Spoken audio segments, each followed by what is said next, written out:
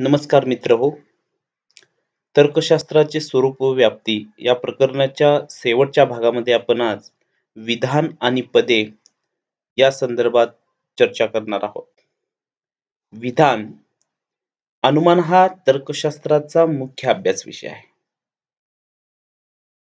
आणि अनुमान हे विधानाने बनलेलं असतं. तर्कशुद्ध विचार प्रक्रियेचा आवश्यक घटक म्हणजे विधान होय. आणि विधानाची रचना, त्याचे स्वरूप, विधानाचे विश्लेषण, विधान आणि वाक्य यामधील संबंध याविषयीची माहिती आपण यामध्ये घेणार आहोत. आता विधान म्हणजे काय? आता विधान वाक्यात व्यक्त झालेलं निवेदन म्हणजे विधान. जे खरं असतं किंवा खोटं असतं, दोन्हीपैकी काहीतरी असतं, असं निवेदन म्हणजे विधान. अरिस्टॉटल म्हणतो, ज्याच्या सत्यासत्यतेचा प्रश्न निर्माण होतो असे निवेदन म्हणजे विधान. जे खरं असतं किंवा खोटं असतं, सत्य असत्य असं काहीतरी असतं, त्याला आपण विधान म्हणतो. निवेदनात्मक वाक्य म्हणजे विधान. वाक्याचे जे अनेक प्रकार आहेत, प्रश्नार्थक वाक्य, उद्गारार्थी वाक्य, निवेदनात्मक वाक्य, प्रश्नार्थक वाक्य,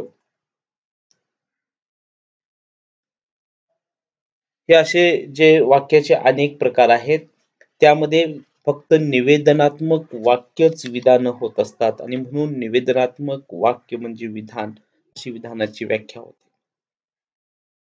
म्हणजे विधान ची व्याख्या जी आहे, तर निवेदनात्मक वाक्य म्हणजे विधान किंवा ज्याच्या सत्यासत्यतेचा प्रश्न निर्माण होतो अशी निवेदन म्हणजे विधान होय. आता विधान आणि वाक्य यातील फरक काय आहे? हे आपण बघितलं की विधान कशाला म्हणायचं, तर निवेदनात्मक वाक्य म्हणजे विधान. आणि वाक्य कशाला म्हणायचं, तर अर्थयुक्त शब्दांचा समूह म्हणजे वाक्य.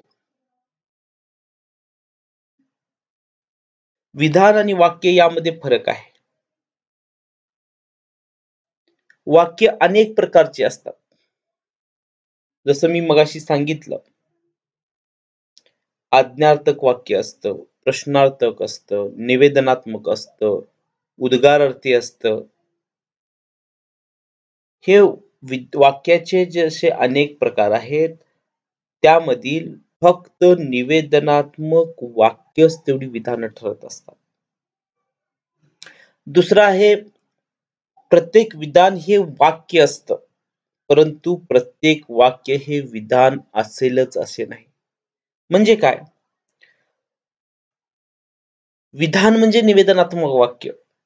म्हणजे जी निवेदनात्मक वाक्य असतात तीच विधानं ठरत असतात आणि म्हणून प्रत्येक विधान हे वाक्य असतंच. 100% ते असलंच पाहिजे. परंतु वाक्याचे जे अनेक प्रकार आहेत, त्याच्यामध्ये फक्त निवेदनात्मक वाक्यच तेवढी विधानं ठरत असतात आणि त्यामुळं प्रत्येक वाक्य हे विधान असेलच असं आपल्याला सांगता येत नाही. त्यातली निवेदनात्मक वाक्यच तेवढी विधानं होत असतात. तिसरं आहे, विधानाची व्याख्या करत असताना म्हटलं की अरिस्टॉटल म्हणतो, ज्याच्या सत्यासत्यतेचा प्रश्न निर्माण होतो असं निवेदन म्हणजे विधान. आणि म्हणून विधान खरं किंवा खोटं या दोन्हीपैकी असतं. सत्य असत्य त्याची ठरवता येते विधानाची. सत्यासत्यता ठरवता येते. पण वाक्याची सत्यासत्यता आपल्याला ठरवता येत नाही. वाक्याच्या सत्यासत्यतेचा प्रश्न निर्माण होतो. विधान हे पदांनी बनतं. विधानाची 3 पदं असतात. आपण बघणार आहे. उद्देशपद, विधेयपद आणि संयोजक अशी 3 पदं विधानात असतात आणि त्या 3 पदांनी विधान बनतं. मात्र वाक्य हे अर्थयुक्त शब्दांनी बनतं. अर्थयुक्त शब्दांचा समूह म्हणजे वाक्य अशी व्याख्या आपल्याला करता येईल. विधान हे विचाररूप असतं, तर वाक्य हे शब्दरूप असतं. विधान म्हणजे वाक्यामधून जे काही व्यक्त केलेलं निवेदन आहे, त्याला विधान असं म्हणतात आणि म्हणून ते विचार त्यातला महत्त्वाचा असतो, म्हणून ते विचार रूप आहे. तर वाक्य याच्यामध्ये शब्दांची सुसंगती महत्त्वाची आहे, म्हणून त्याला शब्दरूप असं आपल्याला म्हणता येईल. भाषा बदलली की वाक्य बदलतं, पण विधान बदलत नाही. भाषेन रूप म्हणजे मराठी भाषेमध्ये, इंग्रजीमध्ये, उर्दूमध्ये, तामिळमध्ये, हिंदीमध्ये आपण एखादं वाक्य ट्रान्सलेट केलं, तर ते वाक्याची रचना सगळी बदलत बदलत जाते. ते वाक्य बदलतं. भाषेनुसार वाक्य हे बदलतं. पण विधान बदलत नाही. कारण त्यामधून जो व्यक्त होणारा अर्थ आहे, जो व्यक्त होणारा विचार आहे, म्हणजे कोणत्याही एक विधान आपण कोणत्याही भाषेमध्ये ट्रान्सलेट केलं, तर त्यातून व्यक्त होणारा आशय, विचार हा बदलत नाही. म्हणून विधान बदलत नाही. भाषा बदलली तरी विधान बदलत नाही. मात्र वाक्य बदलतं. तर हे विधान आणि वाक्य यामधील काही फरकाचे मुद्दे आपल्याला सांगता येतील. आता आपण बघितलं विधान. विधान हा अनुमान प्रक्रियेचा मुख्य घटक आहे. म्हणजे आपण आधार विधानांच्या आधारे निष्कर्ष प्रस्थापित करण्याची प्रक्रिया म्हणजे अनुमान असं म्हणतो. मग हे विधान जे आहे, हे विधानामध्ये 3 घटक असतात. आता खालती उदाहरण घेतलं, नरेंद्र मोदी भारताचे पंतप्रधान आहेत. आता याच्यामध्ये नरेंद्र मोदी भारताचे पंतप्रधान आहेत. आता 3 याच्यामध्ये घटक आहेत विधानामध्ये. याच्यामधून काहीतरी हे निवेदनात्मक वाक्य आहे. याच्यामधून कोणतातरी आशय, विचार हा प्रकट होतो. आता याचा पहिला घटक जो आहे विधानाचा तो उद्देश. आता उद्देश जो आहे सब्जेक्ट त्याला म्हटलं जातं.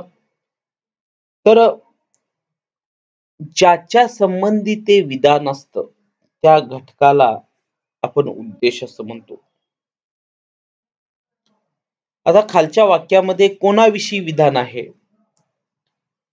तर त्याच्यामध्ये आपल्या लक्षात येईल की नरेंद्र मोदी यांच्याविषयी ते विधान आहे. आणि म्हणून ज्याच्याविषयी थोडक्यात करता, ज्याच्याविषयी ते विधान आहे, त्या घटकाला काय म्हटलं जातं? ज्याला उद्देशून ते विधान आहे, त्याला उद्देश असं म्हटलं जातं. आणि विधेय उद्देशासंबंधी जे काही सांगितलेलं आहे, त्याला विधेय असं म्हणतात. आता नरेंद्र मोदीविषयी काय अधिक माहिती सांगितलेली आहे? उद्देशा नरेंद्र मोदी हा शब्द उद्देश आहे. त्याच्याविषयी काय सांगितलेलं आहे? तर त्या शब्दाविषयी ते भारताचे पंतप्रधान ही अधिकची माहिती सांगितली आहे. उद्देशासंबंधित ती माहिती आपल्यासमोर होती. म्हणजे भारताचे पंतप्रधान हे विधेय झालं विधानातील. आणि संयोजक जे आहे उद्देश व विधेय यांना जोडणारा घटक किंवा एकत्र आणणारा घटक म्हणजे संयोजक. उद्देशाच्या ठिकाणी विधेयाचं अस्तित्व आहे किंवा नाही हे संयोजकांना ठरतं. म्हणजे नरेंद्र मोदींच्या ठिकाणी भारताचे पंतप्रधान हा गुण आहे किंवा नाही, हा घटक आहे किंवा नाही हे संयोजकांना ठरतं. आहेत म्हटलं तर नरेंद्र मोदी यांच्या ठिकाणी भारताचे पंतप्रधान हा घटक आहे, हा गुण आहे. आणि इकडं नाही म्हटलं तर नरेंद्र मोदींच्या ठिकाणी भारताचे पंतप्रधान हा गुण नाही.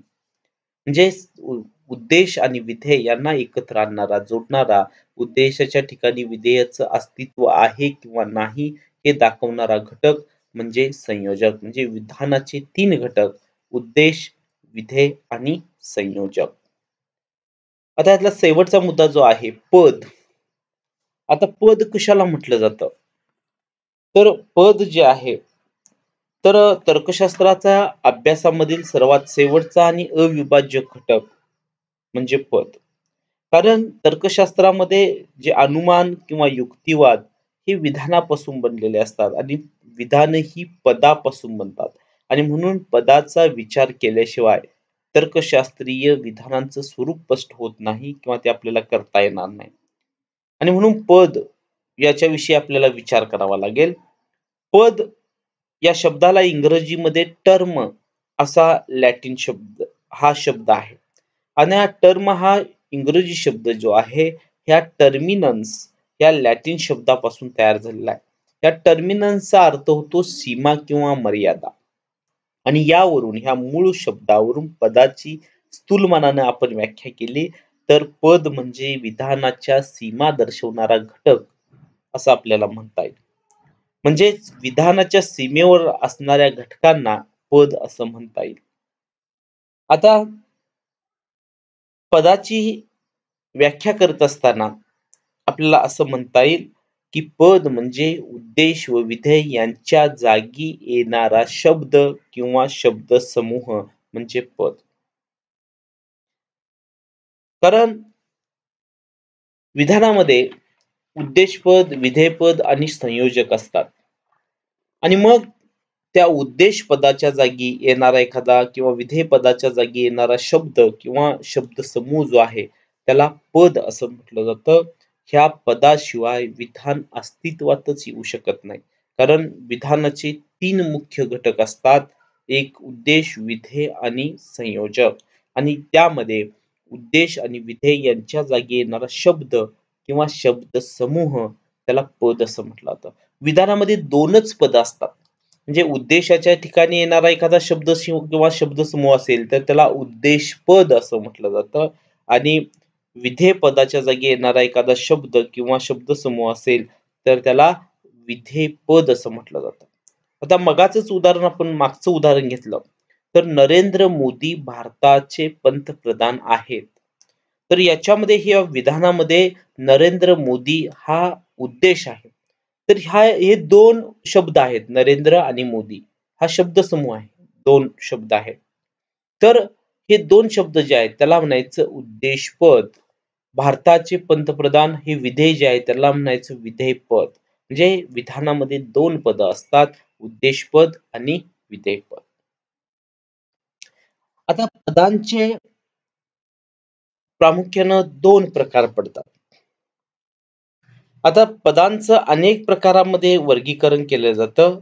पण तर्कशास्त्रामध्ये विशेष महत्त्वाचे जे 2 प्रकार आहेत तर ते आपल्याला अभ्यासायचे आहेत. संवादी पद, विसंवादी पद आणि विरोधी व व्याख्याती पद. ही सर्व पद जी आहेत ही नेहमी जोडी-जोडीने येत असतात. कोणतंही पद एक सुटं पद संवादी किंवा विसंवादी असू शकत नाही. म्हणजे कोणत्याही पदाच्या ठिकाणी दुसऱ्या पदाच्या अपेक्षेनं त्याचं संवादित्व किंवा असंवादित्व तयार होत असतं आणि त्यामुळं ही सर्व पदं जी आहेत ही नेहमी जोडी-जोडीने येत असतात. आता त्यातला संवादी आणि विसंवादी पद नेमकं काय आहे? संवादी पद कशाला म्हणायची?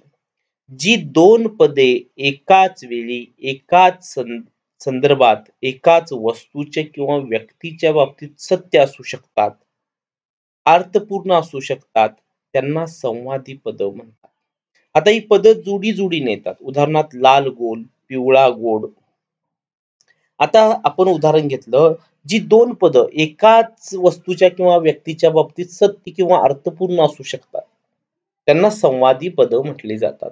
आता आंब्याच्या बाबतीत तो आंबा पिवळाही आहे आणि गोडही आहे. हे दोन्ही घटक त्या आंब्यासाठी सत्य असू शकतात, त्याला अर्थपूर्ण असू शकतात. म्हणजे त्या आंब्यासाठी हे दोन्ही शब्द लागू पडतात. असे जे आहेत लाल, पिवळा तर अशा शब्दांना, अशा शब्दांच्या पदांच्या जोडींना संवादी पद असे म्हटले जाते. आता विसंवादी याचा अर्थ काय? त्याच्या उलट जी 2 पदे एकाच वेळी, एकाच संदर्भात, एकाच वस्तूच्या किंवा व्यक्तीच्या बाबतीत सत्य असू शकत नाहीत, त्यांना विसंवादी पदे असे म्हटले जाते. आता एक व्यक्ती दुसऱ्या व्यक्तीची मित्र किंवा शत्रू एकाच वेळी असू शकेल काय? तर असू शकणार नाही. किंवा एखादी सजीव व्यक्ती, एखादी वस्तू आहे, एखादा सजीव घटक आहे. त्या सजीवाला तो सजीव आणि निर्जीव एका वेळी असू शकेल का? तर दोन्हीपैकी काहीतरी एक असेल. पण एकाच वेळी ती दोन्ही तो सजीवही आहे आणि निर्जीवही आहे. असं ते एकाच बाबतीत होऊ शकणार नाही. अशी जी पदं आहेत त्यांना विसंवादी पदं असं म्हटलं जातं. आणि दुसरा प्रकार जो आहे विरोधी व व्याख्याती पदे. आता विरोधी पदे कशाला म्हणायची? जी 2 पदं एकाच संदर्भात, एकाच वस्तूच्या किंवा व्यक्तीच्या बाबतीत सत्य असू शकत नाहीत, परंतु असत्य सुद्धा असू शकत नाहीत. अशा पदांच्या जोडीला विरोधी पद म्हणतात. म्हणजे काय? आता मित्र-शत्रू. एखादे व्यक्ती दुसऱ्या व्यक्तीचा मित्रही नसेल आणि शत्रूही नसेल. यामधून तिसरा पर्याय काहीतरी असू शकेल. म्हणजे ही दोन्ही बाबतीत, दोन्ही व्यक्तींच्या बाबतीत सत्य, दोन्ही गोष्टी या सत्य असू शकणार नाहीत आणि असत्यही असू शकणार नाहीत. अशा पदांच्या जोडीला विरोधी पद म्हटली जातात आणि व्याख्याती पद जी आहेत, जी दोन पदे एकाच वेळी सत्य किंवा असू शकत नाहीत, तसेच असत्य सुद्धा असू शकत नाही. अशा पदांच्या जोडीला व्याख्याती पदे म्हटली जातात. म्हणजे यामधून दोन्हीपैकी एकाचा निवड केली जाते. सजीव निर्जीव, तो सजीव ही दोन्ही लागू होत नाही. एकाच वेळेला सत्य असू शकत नाही. एकच व्यक्ती सजीव किंवा निर्जीव असणार नाही. दोन्हीपैकी काहीतरी असेल, म्हणजे दोन्ही पद एकाच वेळेला सत्य असू शकत नाहीत. म्हणजे तो सजीव आणि निर्जीव हे दोन्ही घटक लागू होणार नाहीत. तसेच असत्य सुद्धा असू शकत नाहीत. म्हणजे हे असत्य सुद्धा नाही. म्हणजे त्यातला एखादा पर्याय सत्य असेल आणि दुसरा पर्याय असत्य असेल, अशा पदांच्या जोडीला व्याख्याती पद असं म्हटलं जातं. तर आपण या प्रकरणामध्ये प्रामुख्यानं तर्कशास्त्र म्हणजे काय? तर्कशास्त्राचं स्वरूप, तर्कशास्त्रामध्ये जे तर्कशास्त्र अनुमान आणि त्यावरून अनुमानाचे प्रामुख्याने तर्कशास्त्राचे दोन प्रकार, अनुमान, विधान, विधान आणि वाक्य यामधला फरक, विधानाचे घटक आणि पद आणि पदांचे प्रकार या संदर्भात माहिती घेतलेली आहे. धन्यवाद.